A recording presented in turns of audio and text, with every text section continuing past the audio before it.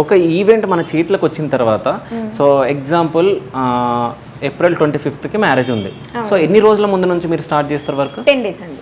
10 days. So after marriage మళ్ళీ after marriage 2 days కూడా టచ్లో ఉంటానండి. ఓకే. ఎందుకంటే వాళ్ళు ఇప్పుడు పెళ్లి చేయగానే వదిలేనండి. ఎందుకంటే అమ్మాయి అత్తారింటికి వెళ్ళి మొత్తం ఎంతవరకు చూస్తాను.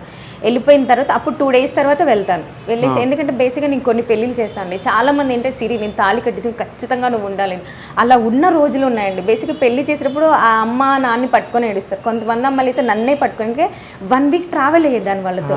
అంటే వాళ్ళ డ్రెస్సింగ్ కానించి హెయిర్ స్టైల్ కానించి జ్యువెలరీ కానించి అన్నీ నేనే చూసుకునేదాన్ని.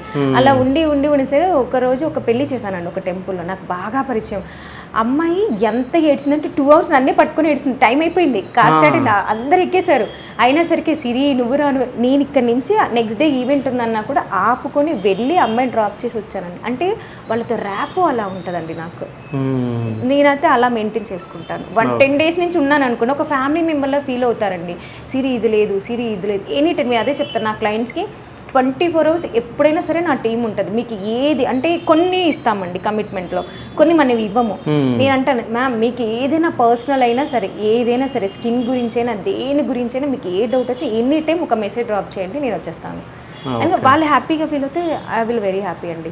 ఎందుకంటే ఇక్కడ నా స్వార్థం కూడా ఉంది. ఎందుకంటే వాళ్ళు హ్యాపీగా నెక్స్ట్ టైం ఈ పిల్లకి ఇచ్చేస్తే అన్నీ అయిపోతారా, ఇవన్నీ ఎంత పెంట అనుకున్న వాళ్ళు ఇచ్చేస్తారు.